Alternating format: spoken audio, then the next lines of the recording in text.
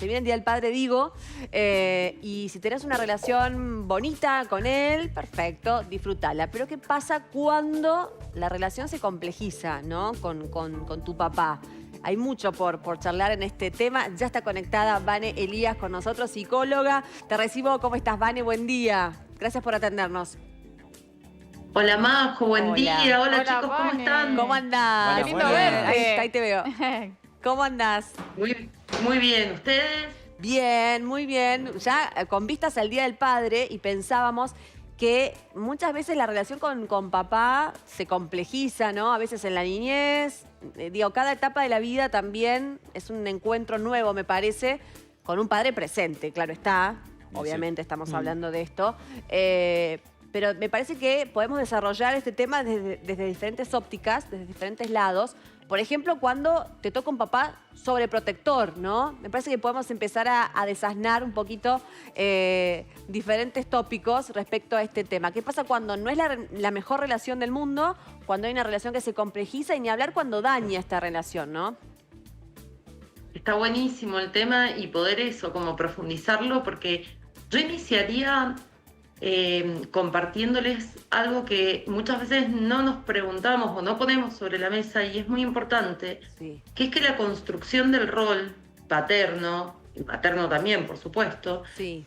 es dinámica. O sea, vamos aprendiendo cómo ser papás o mamás en cada instancia evolutiva de nuestros hijos. No podemos ser el mismo papá cuando tenemos hijos chiquitos que adolescentes, que adultos. Y muchas veces el conflicto ocurre en relación a esto en particular, que es que no hay una actualización del rol. Entonces, se sigue intentando vincularse, por ejemplo, con un hijo adolescente o con un hijo en una adultez joven, desde las mismas lógicas que se hacía durante la infancia, ¿no? Que se sostenían durante la infancia. Y eso inevitablemente va a generar un conflicto, un choque y hasta, bueno, a veces hasta formas tóxicas de vinculación, porque no estamos poniendo en juego los recursos que son acorde a las necesidades de esa instancia evolutiva. Ni hablar de que hay relaciones en donde a veces la figura paterna, también esto depende mucho de qué generación hablemos, ¿no? No es la misma paternidad la que podemos haber vivido nosotras, que somos más o menos de la misma generación, que las paternidades con las que se encuentran por ahí personas que hoy tienen entre 15 y 25 años, que tienen figuras parentales más jóvenes. Total. Porque bueno, lógicamente los recursos socioculturales son diferentes, las dinámicas vinculares son diferentes, creo que a favor hay mucho más diálogo, mucha más conciencia de lo emocional que en generaciones anteriores. Entonces, bueno, por ahí se pueden poner en juego lógicas más amorosas y posibilidades de reparar lo vincular. Pero con generaciones anteriores como la nuestra sí pasó mucho que la figura paterna ocupaba un lugar de autoridad incuestionable y entonces había como una posición de no alojar la instancia adulta de los hijos, ¿no? Entonces, por ahí yo sí he escuchado mucho esto de me desautoriza, me destituye, nunca es suficiente, nunca hago las cosas bien.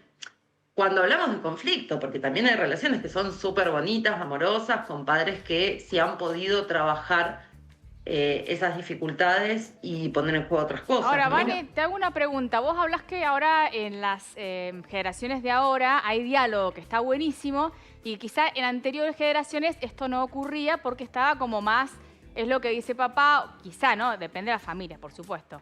Ahora, ¿no pasa también que cuestan los límites también ahora, quizá, además del diálogo?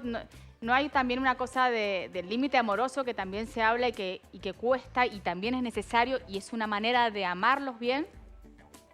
Pero eso sin lugar a dudas, ese, Ana, es el tema de la actualidad. Yo siento la eso, gran dificultad, ¿no?, que estamos teniendo. Es muy interesante también tener en cuenta esto. Cuando nosotros hacemos un análisis sociológico, ¿no?, antropológico, tenemos que tener, por supuesto, en cuenta todo el contexto de lo que constituye cultura en el momento. Tal cual. Entonces, en épocas anteriores, tenemos que pensar que simbólicamente el padre no es el padre en lo real. O sea, tenemos muchos símbolos que Tal representan cual. la ley paterna. Sí. Entonces pensamos que, bueno, ¿cuál es el primer símbolo? El Estado-Nación, como metainstitución donadora de sentido. Era el primer lugar de ley que bajaba y ordenaba.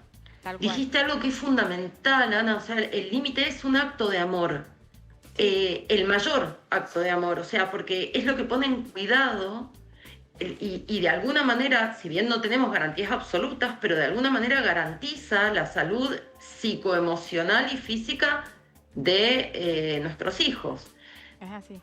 Al verse desdibujado el límite que empieza por el Estado-Nación, a nivel mundial estoy hablando acá, ¿sí? O sea, como una institución que dona sentido. El Estado-Nación cae.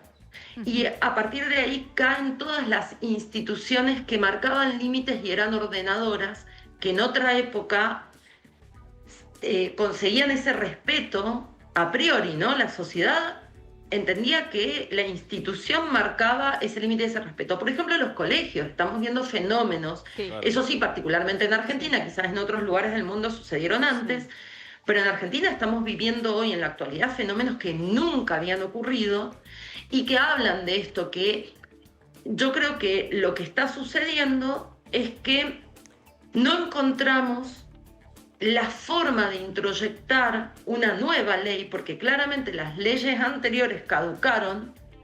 No estoy hablando de la ley legal, ¿sí? Sí, no, sí, Estoy hablando de la implementación de la ley en la vinculación sociocultural y familiar. Entonces, las formas que teníamos antes caducaron, ya no pueden ser puestas en juego, ya no tienen un espacio ni una lógica que se pueda sostener, pero pareciéramos huérfanos de una ley ordenadora que, de forma amorosa, garantice ciertas cuestiones y que resguarde, ¿no? Y que posibilite, porque también la ley, el límite es posibilitador. Así que sí, este es un fenómeno muy complicado, porque también se ha visto perjudicado el diálogo. O sea, estamos, sobre todo en las adolescencias, ¿no? Estamos frente a adolescencias que parecen, vamos a hablar de un fenómeno general, no podemos ir al caso por caso, ¿no? Pero aparece mucho esto de la imposibilidad de escucha en la adolescencia, del rebelarse frente a cualquier límite posible y que ninguna institución, no solo la familia, sino ninguna institución logra encontrar la forma ahí. Bueno, Ahora, estamos frente a ese desafío. sí, Igualmente, sí. a la par de esto, sí es válido decir que creo, esto desde una mirada personal quizás, pero también desde mi escucha profesional y desde los ámbitos que habito, creo que también en paralelo estamos frente a paternidades deseadas, construidas, amorosas, que ponen en juego recursos, que intentan el diálogo, y que si bien podemos decir, bueno, nos falta un montón, porque la paternidad ha sido un rol construido muy distinto de la maternidad a nivel social, pero yo sí noto una diferencia muy alentadora de papás de las nuevas generaciones con ganas de ser papás, que acompañan a sus hijos, que están en los actos del colegio, que los llevan al pediatra, que se involucran en la vida cotidiana. Eso es genial. Y creo que eso sí va a permitir en algún momento encontrar una nueva forma de poner el límite y de ordenar. Estamos, me parece, en ese tránsito. Claro, claro. Esto que mencionás, ¿no? Sería el ideal, que ojalá que cada vez se vea más esto y que entiendo que sí, que así está sucediendo. Pero voy a volver y voy a poner el foco en el papá, Vane, ¿sí? Vuelvo a poner el foco en el papá. ¿Y qué le decís vos a un hijo o a una hija que puede estar escuchándonos y que se encuentra con esto? Cuando decís, bueno, hemos marcado algunas, si te parece, vamos a subrayar estas. Mi papá es muy sobreprotector. ¿Qué pasa cuando te encontrás justamente con este tipo de papá y vos ahí entendés que vos como hijo o hija, digamos, ¿cómo marcás aquello que no te gusta? ¿Cómo poder llegar a entendernos? A tener un mejor vínculo, porque en definitiva estamos hablando de eso. Bueno, Yo siempre les digo lo mismo, para mí el diálogo es la mayor herramienta que tenemos, ¿sí? Cuando tenemos un papá sobreprotector, en general es porque está muy conectado al miedo, ¿sí? Entonces se expresa ese miedo, eh, digamos, como en el acto, como la sobreprotección. Tienen terror de que les pase algo a los hijos, entonces los asfixian, los Sí. invalidan, ¿no? Sí. Y eso genera mucha angustia en los hijos porque sienten que no confían en ellos, que no les permiten ser, existir, ¿no? Suele generar un montón de sintomatología. Entonces, también dependiendo de la edad de este Claro. hijo, ¿Pero qué van a se ser hace ahí? los Porque recursos que se puedan poner en juego. un papá Si que te es dice, no salís un... para nada, pero ¿entendés lo que digo? O sea, digo, ¿qué Ah. hacemos en ese caso cuando realmente se hace una relación muy difícil, no es el vínculo que vos decías? ¿Qué herramientas podemos tener para poder cambiar eso? Bueno, depende siempre de la edad más, ¿no? Porque digo, Claro. si lo pensamos en la vida adulta, digo, Claro. si somos nosotras o alguien de más de 20, ¿no? Con un papá sobreprotector, podemos poner esto, ¿no? Sobre la mesa, una conversación. A veces yo recurro mucho a la escritura. Yo creo que volver a las cartas, ¿no? De puño y letra en el Sí. papel y poder contarle cómo me siento, qué es lo que me pasa, ¿viste?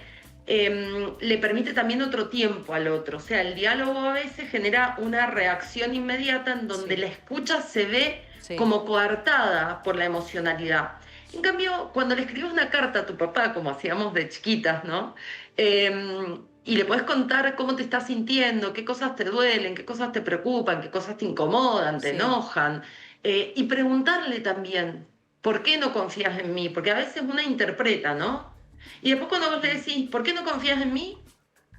Tu papá te mira sorprendido, ¿viste? Y dice, ¿cómo? No, hija, yo confío en vos, estoy súper orgulloso, ¿viste? Te dan una devolución Sí, sí, que sí. no es muchas veces la que una piensa. Entonces, eso nos permite corrernos de la interpretación. Sí.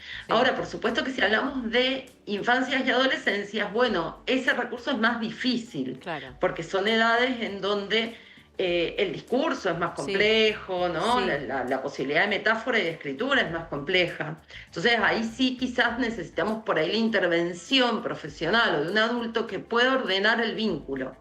Perfecto. Mi papá se lleva mal con mi pareja. Esto pasa muchísimo Sí. también.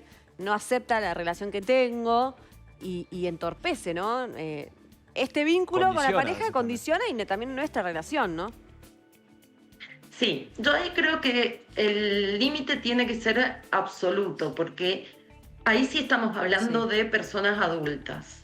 Y cuando yo tengo una pareja, la pareja es parte de un aprendizaje subjetivo. Sí. O sea, yo puedo estar equivocada en mi elección de pareja como mi papá pudo estar equivocado en la suya. Sí. O sea, a veces tenemos papás que, digo, y en el caso de que estén juntos con mi mamá, ¿no? Sí. Pero a veces tengo papás que se llevan súper mal con su pareja, ¿viste? Y que yo veo a mi papá y a mi mamá que discuten todo el tiempo y que no deberían estar juntos, pero ese es el fuero de lo personal y creo que ahí sí debería haber un límite basado en el respeto. Sí. Y creo que ahí sí tenemos el recurso ordenador del límite amoroso, como decía Anita antes, y realmente como un gran acto de amor, que es, no te pido que compartas, no te pido que lo entiendas, no te pido que acuerdes, solo te pido que lo respetes. Porque el respeto debería ser lo innegociable. Total.